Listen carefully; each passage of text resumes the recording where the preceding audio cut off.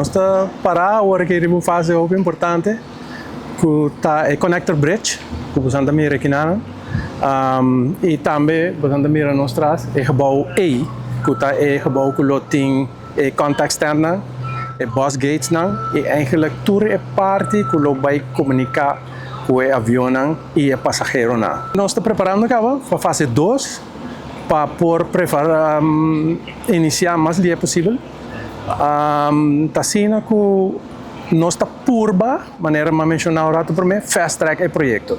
Então, hale adiante. Senão, nós lo acaba um vez e depois sigue para a fase 2. Pero nós estamos purbando para a parte de trabalho em paralelo. A parte de trabalho tem será enabling works, fazer toda atividade para agora nós começar fase 2, nós seguir one time. E não mestre para durante a execução do projeto. Although sitting interaction, lo mestre ting hopi signs, nang lo bay ting sonido, nang ting cruise nang tabay tras di panelang obstruction nang kunang no por mira e trabajo, pero sí, nos tengo que así hopi para no afectar el pueblo y el viajero nang también. Sustainability sempre está importante, não é projeto aqui só, para é um tour projeto, para porque manter a sustentabilidade de lo qual está invertido em G.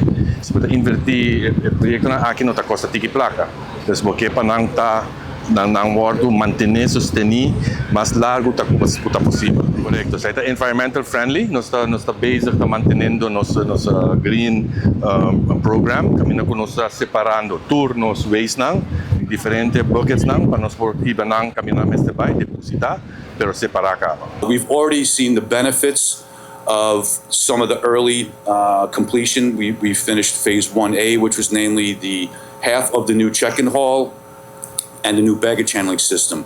And the new baggage handling system, very important to note, has eliminated the need to reclaim baggage for U.S.-bound passengers and also eliminate the second security check for U.S.-bound passengers, which for us operationally is a very big milestone. And it's making already a very big difference how we go into this peak period this year in terms of passenger flow and customer experience. So we're very happy about that, and we're very confident that the rest of the phases of this construction project are going to deliver equally good results.